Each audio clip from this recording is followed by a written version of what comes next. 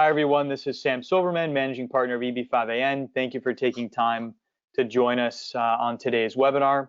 Today, we're going to be discussing a very important topic. In the last week, the latest visa bulletin included a warning about an impending EB-5 visa backlog for the new rural and/or urban TEA set-asides. And so today we're going to be discussing what that means and going through some examples of what similar text warnings have looked like over the years, and apply that to the current situation that we all just became aware of a few days ago. During the webinar, if you have questions, please use the chat box. We may or may not have time at the end to cover some questions. If we can't cover them, just send us an email at the email listed here, and we'll try and get back to them as soon as we can. And if you're interested in getting a copy of the slides, please also email us, and a copy of this webinar will be on our YouTube channel, along with a link to download the slides as well. Okay, this presentation is not legal advice, and it's for informational purposes only. You should always consult with your own legal counsel before making any immigration decisions. All right, where we're going to go today. First, a little bit about EB-5AN and the visa program. We'll introduce Ron Klasko and Klasko Immigration Partners. We'll talk about the main topic, the visa bulletin backlog warning and what that means. And then we'll spend a few minutes on a couple of rural and urban EB-5 projects as well. Okay, a little bit about EB-5AN. We're a leading EB-5 investment fund manager and regional center operator. We've worked with thousands of investors over the years. We own and operate more than 10 regional centers that cover the entire country. One of the things that sets us apart from many of the other operators in this space is our commitment to investment transparency. We provide all of the documents for a project and make it available to all of our investors, including the financial statements, which is extremely rare in the EB-5 space today. And of course, the goal is to make sure that investors have all of the potentially available information so they can make a fully informed investment and immigration decision. On our blog and YouTube channel, with 1,000 videos, we've published a significant amount of content about transparency, about diligence items, checklists, important things to consider when evaluating potential EB-5 projects. So I'd encourage you to explore our blog and our YouTube channel to help get educated on the EB-5 program and things that EB-5 investors should understand before finalizing an investment decision. As I mentioned earlier, I'm Sam Silverman, one of the two managing partners. A little bit about my bio and background is there on the left-hand side, and joined today with my partner, Mike Schoenfeld, and I'll let Mike jump in and introduce himself and share a little bit more about our company. Perfect. Thanks, Sam, and really appreciate everybody taking the time to join this webinar. It looks like we have a really large audience today, both investors and a lot of industry participants, and that kind of goes to the background. Sam and I both came from more of the institutional side of the world, working at the Boston Consulting Group, and then I was in private equity after. And in the last 10 years, what we've really focused on is bringing transparency and information to the industry and trying to present data as clearly and cleanly as possible.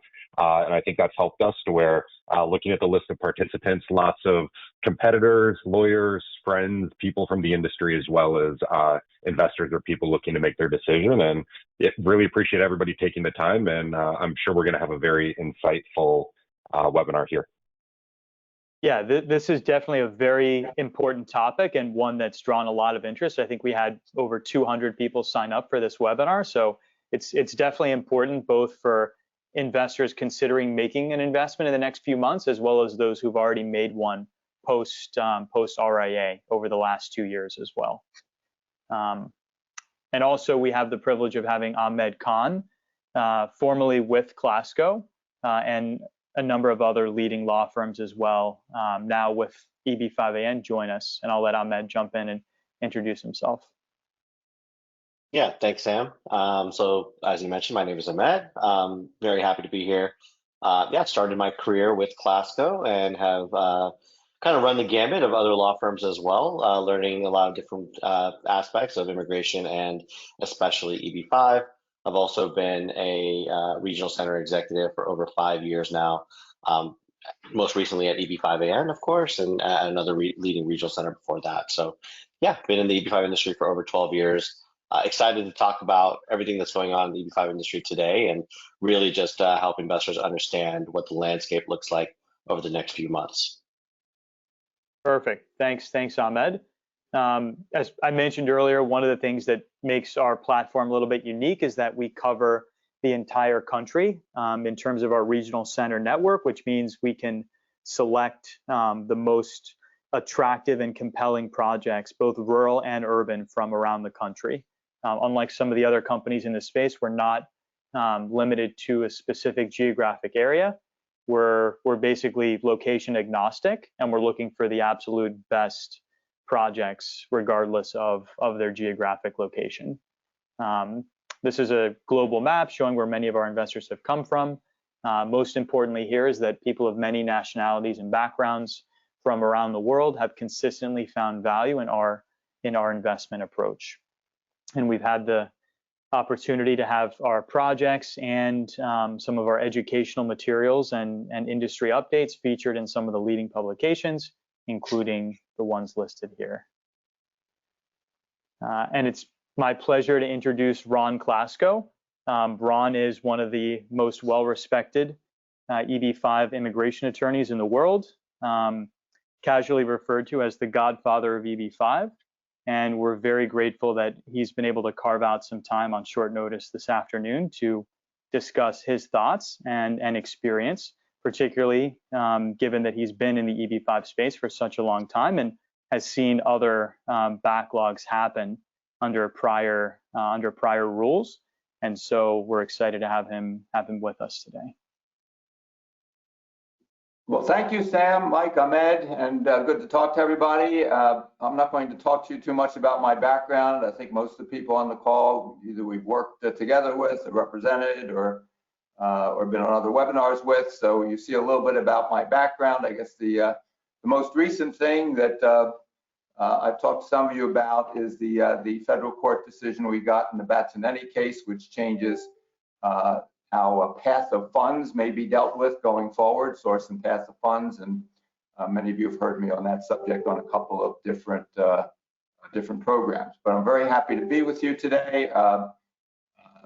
You're correct, my background does go back in EB-5 back to about 1990. So been through other backlogs, and we do in our firm, which is one of the biggest immigration law firms in the world, we do all types of immigration. And so we've seen backlogs, not just in EB-5, but in every other category, and have a pretty good idea of what it's going to mean. Let me first talk to you about what I'm not going to discuss. What you're not going to get on this webinar is some sort of prediction of exactly when I think the quota backlog will start, exactly how far back I think it'll go, whether it will include rural, whether it will include high unemployment, whether it will include both. All of those things are things beyond my or anybody's actual knowledge. The one thing I will say is, and this comes as no shock, there will be, even if we hadn't seen this visa bulletin, unless we were living under a rock, we know that there will be quota backlogs in EB-5. I think for most of us, the warning in the most recent January visa bulletin came a little bit quicker than we thought. Many of us hoped that we would be able to survive this fiscal year, which ends September 30, 2025, without quota backlogs. It is still possible that that could happen, but those of us who've been around a while view this as something that tells us it's more likely than not that sometime this fiscal year we are going to see EB-5 quota backlogs. Understand that, and I know that that the EB-5AN folks have put together some historical data showing that in recent times generally from the first warning in the visa bulletin until the actual visa bulletin showing a quota backlog has generally been in the 3-month area or so, 2 to 3 months, and that may in fact happen. However, I can tell you if you go back a little bit further, there's an example where the first warning of an EB-5 quota backlog preceded the actual quota backlog by more than 2 years. So it depends on an awful lot of things. It depends on how many 526s and 526Es are actually approved in the coming months. But more important than that, it depends on how many, the actual usage of numbers is the key issue.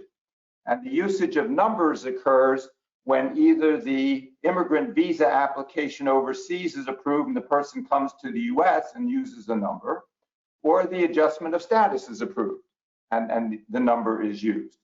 So if the Immigration Service starts really approving a lot more 485s and a lot quicker, or a lot more DS-260s and a lot quicker, then that's going to result in quicker backlogs of the quota. If things slow down, it will result in a longer time until the quota is reached.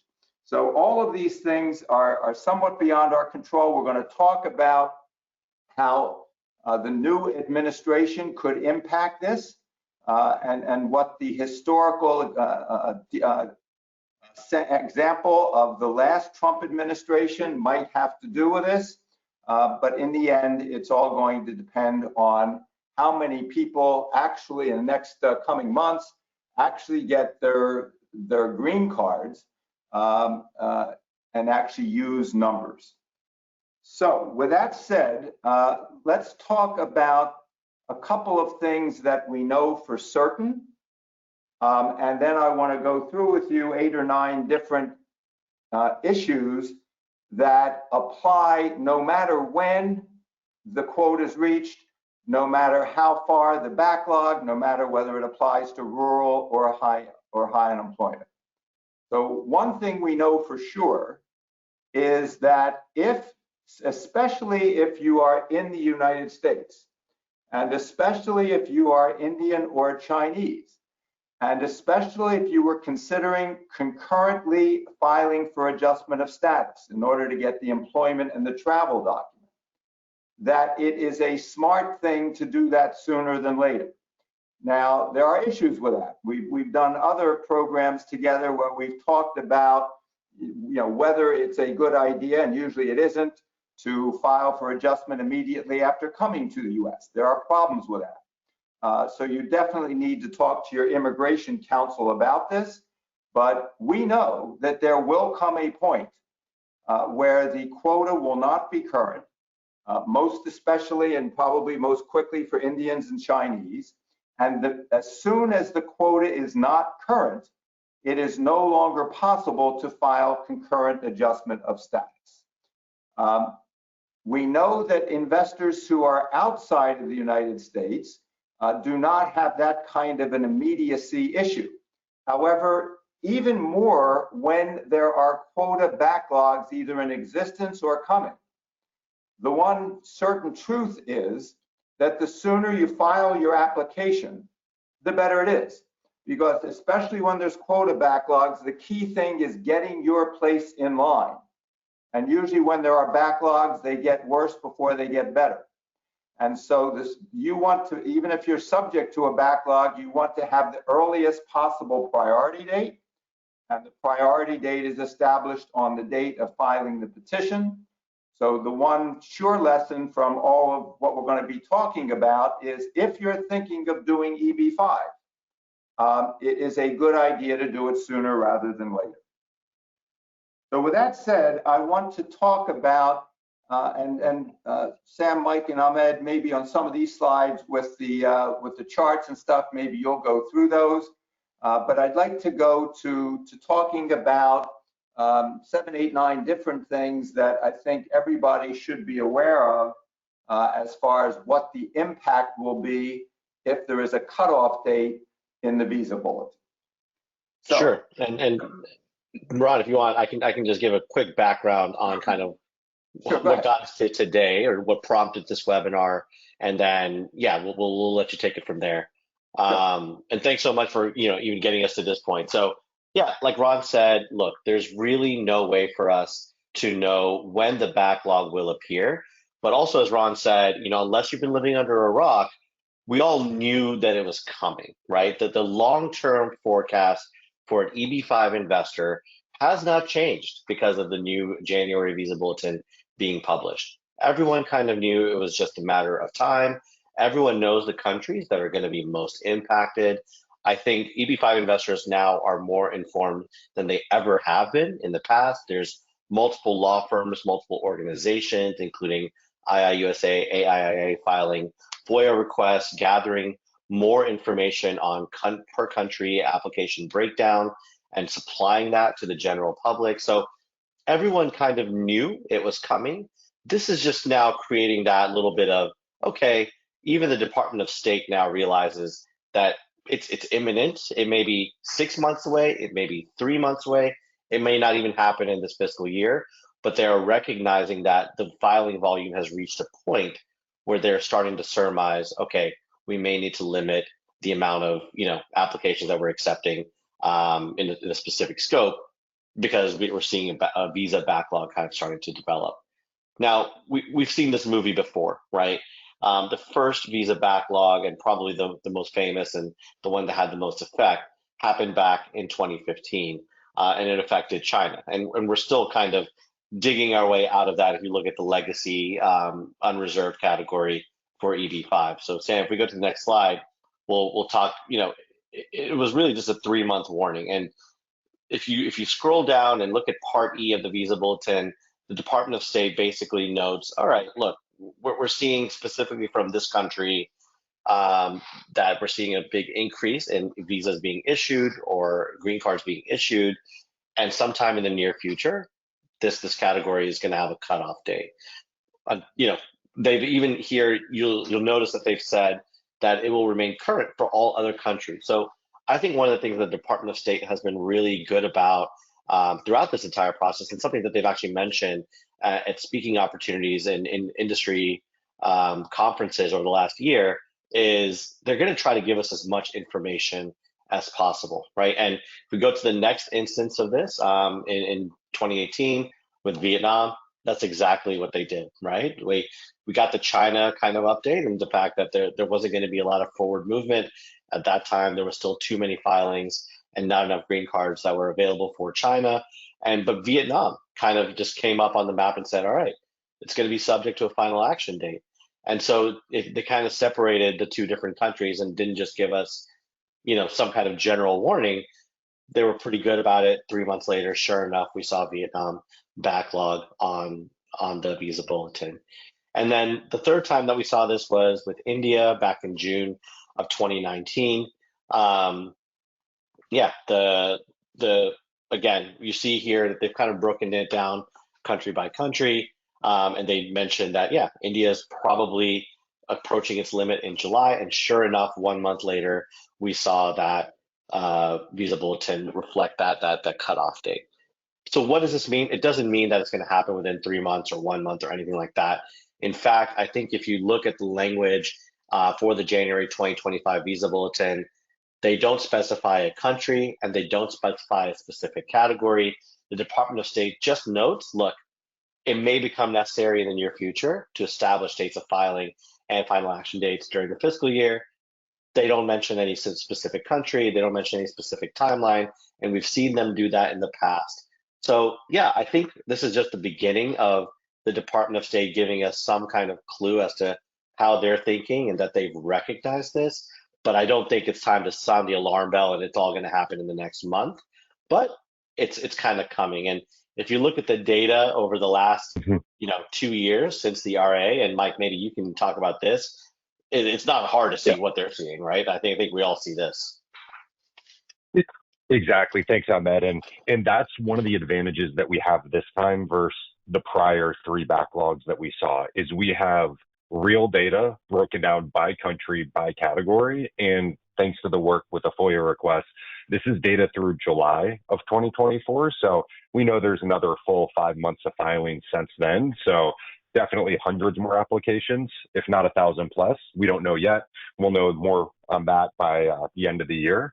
But generally what you can see here is this is data from the government. Way too many people have applied for the set aside categories in terms of the amount of visas. What we've tried to lay out here is just, this is the data raw from the government broken out by country. And then here is our analysis of taking what we have from the FOIA requests and then using reasonable assumptions to get to how many visas will need to be issued. And this is where it switches from pure science of numbers from the government to a bit of an art of how many visas will be associated with each application.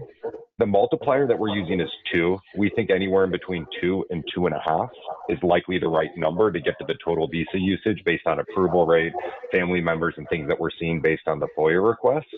But very clearly, when you just walk through how many people have applied, especially by which country, you can get to the assumption we're going to need at least 8,000 visas for the high unemployment set aside, and that's just through July so far, and at least 5,000, probably closer to 5,600 in the rural category just through today. And then we know how many of those set aside visas will be available before having to spill over into any unreserved category. So just by doing pretty simple math here, if everybody was approved today and you fast forward it, you can see what the shortage looks like, is that we have another 5 or 6 years of reserved and high unemployment that'll be needed to clear out what's already been filed, and likely another half year of visas for the rural category. Again, nobody can get to exact numbers. We won't know that until there's approvals and visa numbers on that. But what we do know this time, for the first time in the history of what I've seen of backlogs, is we have very clear data where we can make a really good educated guess at how long is it going to take. And everybody should open their eyes and know we have it some time here where if you want an urban high unemployment TEA and you're in the US, you can absolutely still file and adjust status, get that 5-year work authorization. Everything's fine on that side. And the visa bulletin doesn't change the fact that this data is from July. You were already in a long backlog if you're choosing that category. And in rural, you're going to be teetering on the edge. And you can already know that, which is great. So you know what you're getting into. And this is just a little kick to remind you that it is going to backlog on that visa bulletin, and the ability to adjust will eventually go away, whether it's for high unemployment first or rural first. Definitely for China and India, based on what we're seeing in the numbers provided by the government, both should be backlogging. We don't know if one will be first before the other, but based on all the data available, we can come to a pretty reasonable conclusion. If you want to file and adjust status, do it soon. Sooner is better than later. If you want the green card anytime in the near future and you're from India or China, go down the rural path, but you can still get the benefits in the high unemployment path with the adjustment. So I'll kind of leave it at that, with just the takeaway that we have a ton of great data now. You can do your own homework and do your own analysis, which is much better than we've ever had before.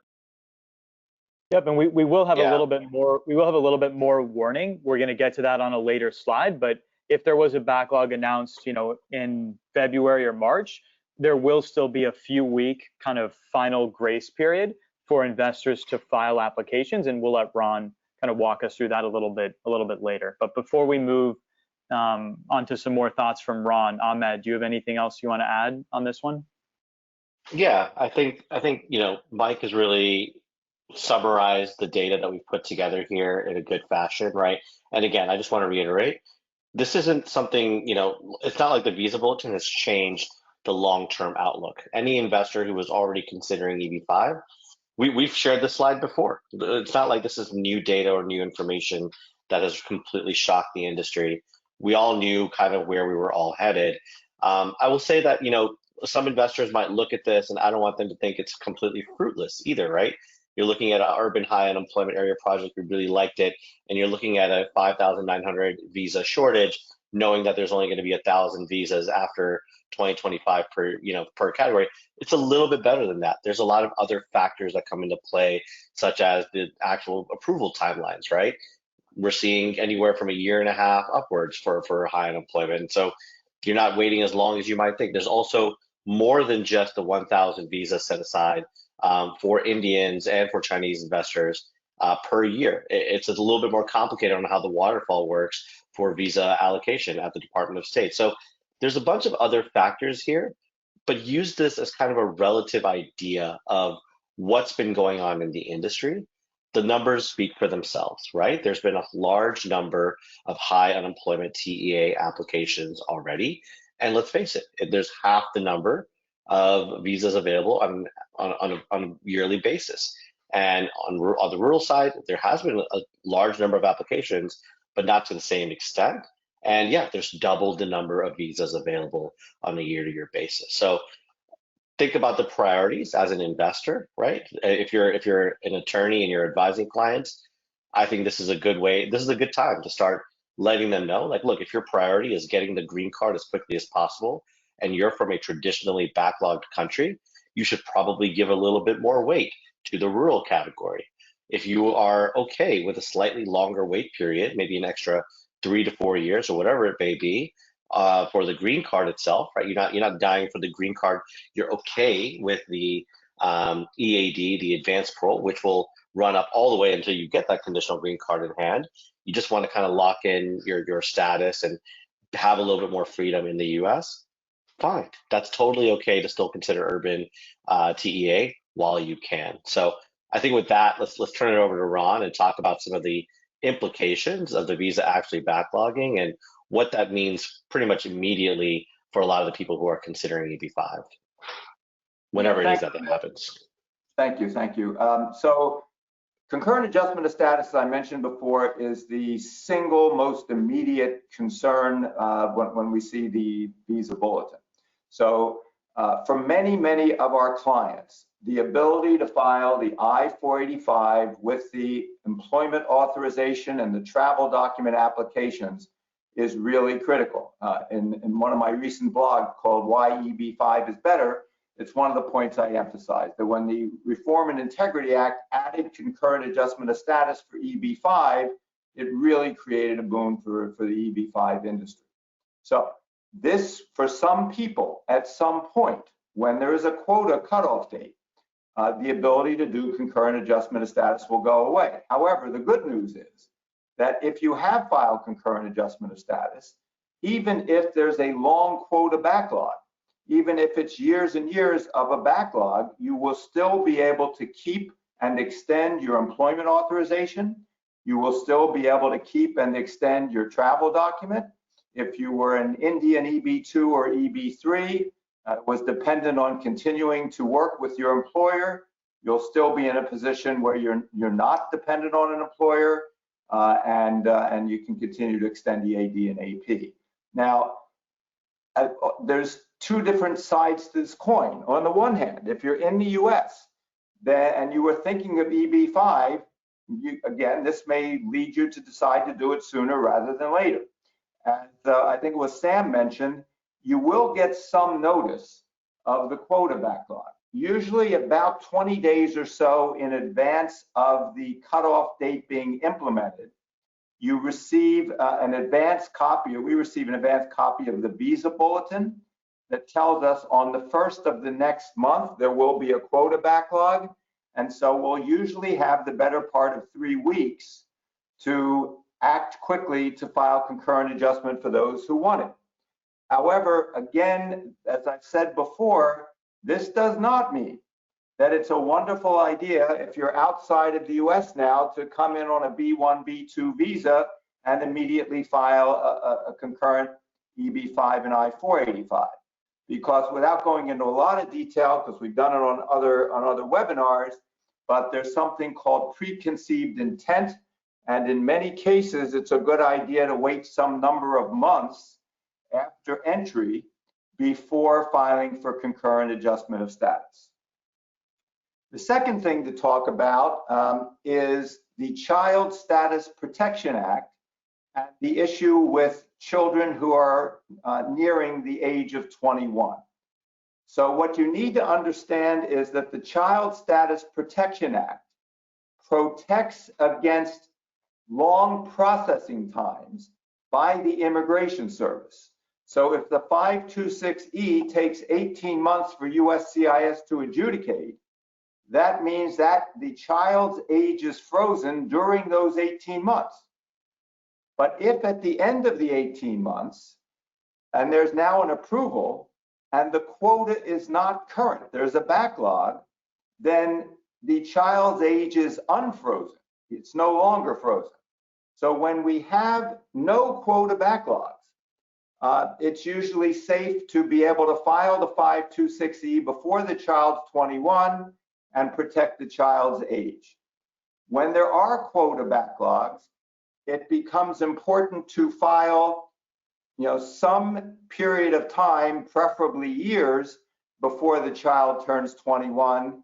And at that point, when we have a child who's concerned about aging out, the slower the government processing time, the better it is. Because if my child's aging out, I would rather have the age frozen for 2 years rather than 1 year. And that means I'd rather have my 526E pending for 2 years rather than 1 year. So that changes the quota cutoff dates, change the equations on the advice we give to families with children that may be turning 21. Next thing I want to talk about is the impact of the cutoff dates on when somebody's going to receive conditional permanent residence. It may well be that relatively short quota backlogs of a year or two, for example, may have little to no impact on when somebody's going to get a green card. Right? The quote, your place in line, your priority date is established on the date the 526E petition is filed. So once you are filed, let's say it takes 2 years to adjudicate the 526E, and let's say the quota is backlogged by 2 years.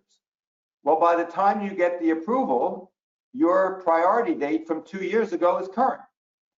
So in some ways, and I do expect we'll talk about this, you'll see later on the slide, we'll talk about the impact of the Trump administration, but for reasons we'll discuss, it's certainly very possible that we're going to see longer 526E processing times, and that could actually minimize the impact of the quota backlog because it may be by the time the 526E is adjudicated that the quota is available.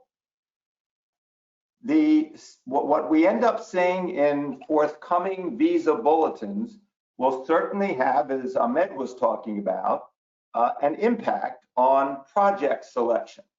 So as we stand or sit here today, many of us are guessing that the high unemployment cutoff dates will happen sooner and maybe be longer than the rural cutoff dates. I can't tell you I'm 100% certain of that, certainly possible. However we and our working with our immigration lawyers view this, we certainly need to take into account when we're choosing a project how important it is to us regarding what the quota backlog will be. And there's obviously a lot of factors that go into project selection. But if our single most important issue is which is likely to have a longer quota delay, it may be that high unemployment will be that, and that may or may not influence our selection of a project. The sustainment period is complex, and again, we did another webinar with the folks at EB-5 on this subject. So the concept here is, well, how long does an investor need to keep their investment pending in order to be able to complete the permanent residence process? And right now, the law is extremely unclear.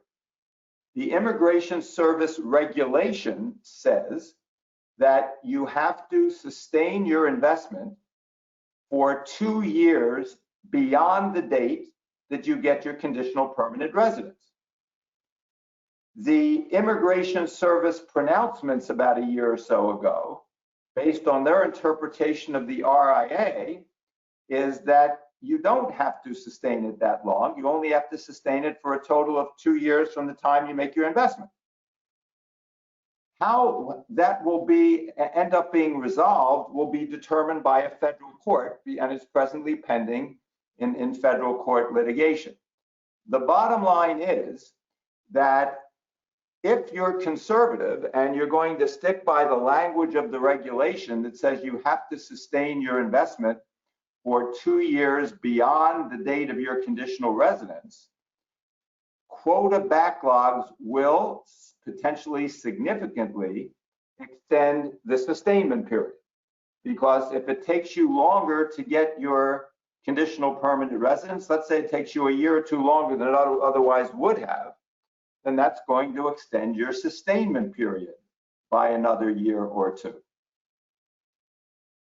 Good news, if you want to call it good news, is that the longer the quota backlog, the more time the project has to meet the job creation criteria. Now, we get involved in probably hundreds of different projects. And we see projects where there's going to be more than enough jobs and more quickly than needed, and there's really no issues. We also see projects where job creation is delayed, the project's delayed for any of a number of different reasons. And actually having more time for job creation before the investors need to file the I-829 condition removal petitions is a good thing. And so for them, the longer quota backlog, longer retrogression periods mean that it will be a longer period of time before we have to file the I-829, and therefore a longer period of time for the project to meet the job creation criteria. Priority processing has always been viewed as a good thing, and only rural projects get priority processing. And my experience has been that the Immigration Service actually does process rural cases with some priority, more quickly than they do non-rural cases. That's always been a good thing, and the reason that some people choose to invest in rural projects. However, understand that a couple of things. Number one is priority processing is counterindicated, is not great if you have a child that may be aging out. Because as I said before, you want to have your petition pending as long as possible in order to freeze the child's age as long as possible. If the Immigration Service approves the petition in 2 months, and then there's a quota backlog, the age is unfrozen as of 2 months, and the child may age out. The other thing to keep in mind is that priority processing results in more rural cases being approved quicker. And that means that, if they're approved quicker and more of them, more numbers will be used, and that means that there will be more quickly quota backlogs coming up for, based on newly filed rural petitions. The last thing I want to mention on this slide is, there's nothing much in the world, and certainly nothing much in immigration or in EB-5, where we should not take account of the new administration. So we have some history with the Trump administration and 4 years. During the first 4 years of the first Trump administration, we were in a situation, it was pre-RIA, and we really had no regional center program for all intents and purposes. So we didn't see a lot of concern about processing times for 526Es. But what we did see, or those at that time was 526s, what we did see in all other aspects of immigration, including employment-based immigration, is that everything slowed down, and in many cases slowed down very significantly. And there was a very, very, very substantial decrease in the number of people getting green cards during the 4 years of the Trump administration. It was done in many ways. There's longer processing times of petitions, more RFEs and NOIDs, higher denial percentages, significant reduction of consular officers, which resulted in longer waits to get immigrant visa interviews. Most or all cases requiring interviews. Ultimately, all of these things resulted in decreases in the number of immigrant visas actually utilized. Now, that's obviously not good news. However, and many of you know this because certainly our office is inundated with people, EB-5 and every other category, who want to get things filed before January 20th. It's a very, very busy time for us. The only good news, if you want to call it that, is that all of that could result in fewer immigrant visas being issued starting in February of 2025. And if in fact fewer immigrant visas are issued, it could delay the onset of visa cutoff dates. So those are, without giving you projections and predictions of when and how much, those are 8 thoughts I wanted to share with you that I think are important as you judge your decision making and your strategy with EB-5 quota backlogs lurking in the background. Great, thank you, Ron. Thanks, Ron. And we know there's a lot of complexity here, a lot of different moving pieces, and obviously everyone's personal situation, timing, availability of capital, and physical presence all factor in to that ultimate decision of when to file and in what type of project. But I think that's a good segue. So for Ron, as you advise potential investor clients that you work with, what are some of those kind of things that an investor considering making an investment, let's say in the next 3 to 4 months, what does that look like for someone who's kind of on the fence, has been thinking about it, but what steps would you suggest they explore? Yeah, so as this slide says, and as I mentioned before, if everything I just said leads you to decide that this is something you want to do, and if we agree that doing it sooner rather than later is a good idea, number one, you do want to get your immigration attorney on board as soon as possible. Your immigration attorney is going to be responsible for helping you deal with your source of funds and advising you on the choice of an EB-5 project and a regional center.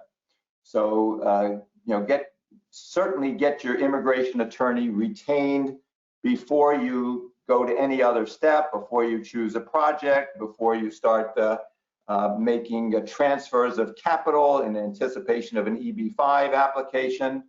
For some people, preparing your source of funds documentation can be a quick thing. And for others, it can be a many month proposition. In some cases, it can be very complex, documenting complex financial transactions. So even if you say, well, all right, I'm convinced by Clasco, I want to get this thing filed in January, it may be that you're not going to have your source of funds documentation available until March, but the sooner you start working on that, the better. Again, the choice of an EB-5 project in a regional center can be done quickly, but hopefully you're going to do some due diligence working with your immigration lawyer in deciding both the project, is it going to be rural or high unemployment, which regional center is going to be the sponsor, what your priorities are. Is your most important thing getting a green card, even if you may lose your money? Is your most important thing the quickness that you're going to get a green card? Is the most important thing a regional center that has a long and good track record? Is your most important issue who the developer of the construction project is? There are a lot of different things that we discuss with our clients that go into their choice, and certainly not our choice, it's their choice, of which project and regional center sponsor is best for them. But until you make that decision and then make your investment, you can't file the application. So if this is a priority, steps 1, 2, and 3 that you see there really need to be action that you're taking, that you're putting to the top of your priority list. And just to jump in there, we've been through a lot of these rushes for whatever reason, whether it was the fee increase or when other things have happened in 2019. And I can't emphasize enough, hire your attorney now before that 20-day shot clock goes off of having to file before you lose the ability to adjust. It's just not possible for a lot of attorneys to take on new clients. Get yourself in queue, start working on it. Yeah, that's my number one suggestion is if you know EB-5 is the right fit and you want to do it before a backlog shows up and to adjust status, hire the attorney now and don't worry about the project or any of that. Just get with the attorney, start on source of funds, and then when you're ready, choose the project. Yep, and so kind of the inverse of this is for potential investors, what are some things to avoid? And I think Ahmed will let you jump in and just you're in touch with a lot of investors on a daily basis. Like what are some of the common areas of confusion and kind of false truths that are circulating around that would be beneficial for investors to kind of get an independent objective information on. Yeah, and let's just go back to that slide because I really want to reiterate what Ron said. Step one really is if you I talked to a lot of investors that for some reason rotate 1 and 3. They really feel like unless they're inspired by some EB-5 project that just completely blows their socks off, that they're not going to move forward with this process. And then eventually they figure out, no, there's a lot of options for me out there. I'm going to have to make a balanced decision. But either way, you need an immigration attorney. And so I think the way that most people should be approaching their decision process right now is EB-5 as a visa category correct for me? Do I have the funds? Do I have the motivation? Is this the path that I want to choose for myself and my family? If the answer is yes, go straight to hiring an immigration attorney. You will have no better advisor. You will have no better person who's advocating on your behalf than the immigration attorney who's going to guide you through this entire process for the next 5 to 6 or however long years, right? So getting that person in place, a process is only so good as a team. It's paramount, and they will help you do everything else. They will guide you in terms of what you should be avoiding. They will guide you in terms of what you should be focusing on during the decision process. And ultimately, they're the ones who are going to be giving you unbiased kind of objective advice on what the right decision is for you and your family. And then, yeah, that takes us to kind of the actual process of making that decision, right? And I think one of the things that we always see whenever we have something like this, right, an impending kind of backlog, or we saw it with the fee increases in April, is people tend to panic and they start making very quick, rash decisions, right? And so these are 3 of the things that I think that just off the face of the matter, you should try to avoid, right? You want to be a little bit more conservative, right? And if your big focus is to get your green card and get your money back through this process, you want to be conservative as you're looking through different projects. And so avoid the common pitfalls, right? We've talked about this a million times. Any pre-construction project, yeah, it might be fine, right? But just know that a pre-construction project will always have a little bit more risk than one that's already underway, that is already fully funded, that's already reached a certain stage of construction, right? And construction has a big bearing on your immigration process, not just your financial safety, but also in creating the jobs that are going to be necessary to get your ultimate green card, right? And in that same vein, if the project that you're looking at doesn't have all of its permits, it's not shovel ready, as a common term is used, if there's environmental permits that need to be obtained, if there's lack of financing that isn't there, these are a lot of the things that we're seeing as issues with 956F denials because of a lack of financing, lack of equity funding, permitting taking way longer than expected, therefore kind of increasing the amount of time that you have to be worried about job creation or the loan term starting on your deal. So this is low-hanging fruit. This is something that you can easily avoid by asking simple questions to the projects that you're looking at to, just put yourself in a better position. And then in terms of rash decisions, I can't stress this enough. Do your homework, dig into the details. Just because, we know that there's in some amount of time a backlog coming doesn't mean you should just throw caution to the wind and put your money in blindly. This goes back to what I was saying earlier about having that immigration attorney hired, that trusted advisor at your side who can give you really good, balanced, unbiased advice. As Mike mentioned, a lot of us have been through this before. And I think the lessons we've learned over the years is, look, you can't rush things of this magnitude. You have to make a good, balanced decision that's best for your family. And so making rash decisions just kind of predicated on getting the fastest process underway as you can is not always going to be the best thing for you and your family. I think always ask for substantiation for any data that you're receiving. Right, like I said earlier in the webinar, we are at an age where we have a lot of data at our fingertips. A lot of groups have dedicated a lot of time over the last 2 years since the Reform and Integrity Act, it's called that for a reason, to provide investors with as much information as possible.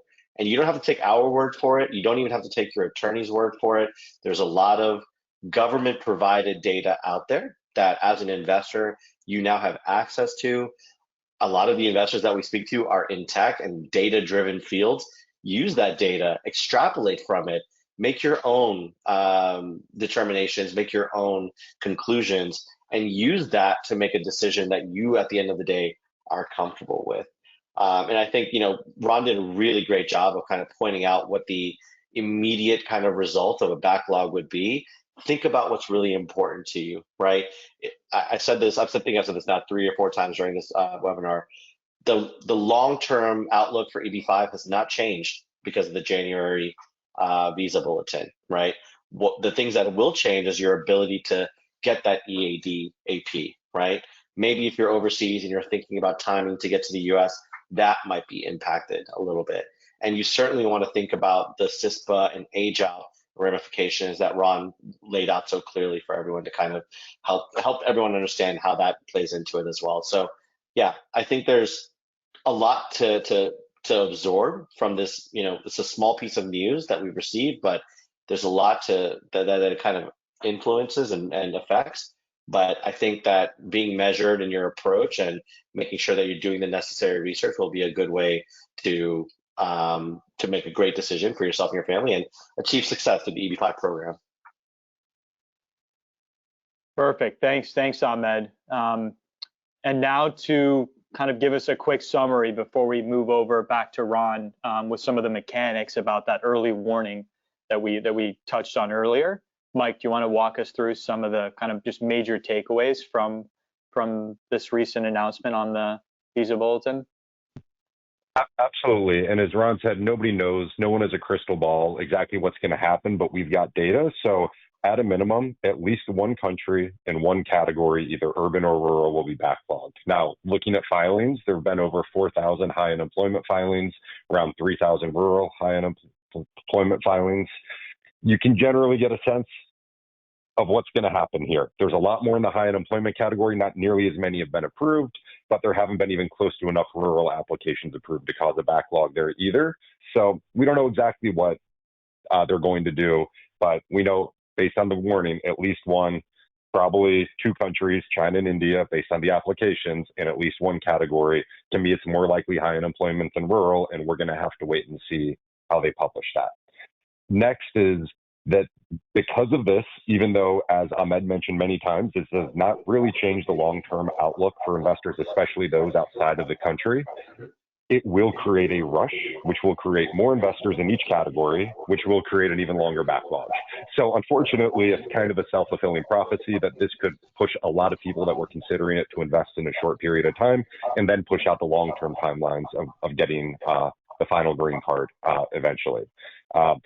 Luckily, overseas investors, the situation doesn't really change other than the fact that there will be a rush now, and they'll have more clarity. Very soon, you'll be able to see how things are working, how the mechanics are, and we continue to get new statistics being released on how many people there are, and you can make your guess at how many visas that'll take and how long that backlog would be for you from your country that you're born and where you're applying. And I'd say that the key takeaway is if you are in the US and Indian or Chinese, and you know that you want to do EB-5, and this is the path that you want to take, you should move now if getting that EAD in advanced parole is important to you. There's no reason to wait. Hire the attorney now, even if it ends up being 6 months that we have before it hits the visa bulletin. It doesn't matter. We know it's coming in the relatively short order. Do it now if it's the right decision. Obviously, if you don't know if EB-5 is right, make that decision first. But if you are going to do it and you're based in the US, you should absolutely do it now and get those benefits, because after it hits the visa bulletin, you lose a lot of those short-term benefits, even though the long-term benefits remain. Perfect. Thanks, Mike. And now, Ron, can you kind of walk us through, kind of mechanically how that cutoff date works, and then, why there's going to be about 20-ish days between, a real kind of hard deadline for the EAD and kind of what that looks like? Sure. So what happens, so I think we all know that we all have access to the visa bulletin at travel.state.gov. And the visa bulletin comes out every month. We generally get it, it's not clockwork always, but we generally get it we get the next month's visa bulletin generally around the 10th of this month. So as you see on the screen, we're expecting somewhere around January 10 we will get the February visa bulletin. And we want to look at that February visa bulletin under EB-5 and see what it tells us. Now, if it says C, as it has been saying for all of the set aside visa categories, C means current, means no wait, no issue, and we breathe a sigh of relief until February 10 when we get the March visa bulletin. At some point, and the visa bulletin is also broken down not just by categories, EB1, 2, 3, 4, 5, but also by countries. So at some point, we're going to look at the visa bulletin, and it is likely, instead of C for China or India or Vietnam, or in some cases even all countries, at some point, instead of C, we're going to be seeing a date. Let's say the date is May 15, 2022. What that means is that, and we're reading this on, let's say, on January 10th, and the visa bulletin tells us there's going to be a cutoff date for China in the rural category, in the high unemployment category of May 15, 2022. It means that starting in February, if our I-526E petition was filed after May 15, 2022, it will not be current in the month of February. And if we're hoping to file for concurrent adjustment of status, we will not be able to do it starting on February 1. So that's how it works. That's what we're looking for. Again, because it usually comes out around the 10th of the month, that's why we usually have 20, 21 days or so advance notice of whether there's going to be a quota backlog. Got it. Super helpful, Ron. And so, Ron, in terms of how much lead time, your office, let's say, needs to file a petition, is that enough time, 3 weeks, to get a whole application in, or like how much lead time do potential investors looking to get their package together, roughly need to make sure they can file timely? I hesitate to answer this because the true answer is we've definitely filed many petitions in a shorter time frame than that. However, it's one thing to do it in a case. It's another thing to have 100 rush cases that are going to have to be filed in the next 2 weeks. And once the visa bulletin says that there's going to be a backlog, there's going to be a huge rush on, those of us who, do large volumes of 526E filings. So as a general rule, there's a lot of advice that we give to our clients that generally can't be done in a matter of a couple of weeks. We talked about it, that there's in choosing a project, choosing a regional center, gathering source of funds. That's more than a couple-week project, assuming we have that time. If we don't have time, we're going to do what we do. It may not be as complete as if we had 2 months to do it, but we'll get it done. But certainly, if you want to get the best advice and have your application be as best as possible, you do want to give your immigration attorney more time than a few weeks. Yep, and I would say that same kind of perspective also applies in terms of project selection, right? Each project has a set number of slots, and so in a situation like this where there's a huge spike in demand in a short few week period, it's very likely that the more popular more in demand projects, whether they be rural or high unemployment, will likely be filled fairly quickly as the demand spikes up. It's not like you can just turn on the machine and create more spots in a matter of weeks. These projects take months, sometimes years to structure, and so there's not just going to be a spike in available projects to meet a large spike in investor demand in a matter of days, right? So in terms of picking the immigration attorney that you really want, making sure they have capacity to take your case and get everything done correctly. And then with respect to the project, same thing, ideally you want to have your first pick of the project that you really want, because we're talking about a lot of capital here and also the immigration, future tied to that decision at the same time. And with that, I think we'll shift over and just spend a few minutes. I'll have Mike jump back in and talk to us about some of the different rural and urban projects, and with the context of again, no one has a crystal ball, but we do believe that the urban high unemployment category will be the first one to backlog, and so with that in mind, we expect there to be a spike in demand, particularly for those urban projects where there'll be a much shorter period for investors to invest and get the EAD and AP. Yep, thanks, Sam. So since the passage of the RIA, EB-5 has changed a lot, where it's no longer a one-size-fits-all approach to projects. EB-5 projects used to be pretty standard, mezzanine debt, 5-year term. Everything was pretty standard back when it was only TEA versus non-TEA. Lots of large developers used the same formats. That's not the case anymore. Now we have the two big distinctions, which we talked a lot about today, rural versus urban. And what that does, though, is that projects in different areas tend to act differently. So what we have found is that in the rural areas, we've worked on many projects at this point, and nearly all of them are large master plan communities with 10-plus year construction timeframes ongoing. Those are the ones that can have a proven track record with tons of construction already underway, and we're able to structure the deal. But generally, that means that the loan term, the time of the EB-5 investment, is going to be longer to get to that exit into where the capital is really valuable to the developer. So the rural deals tend to get you your green card faster.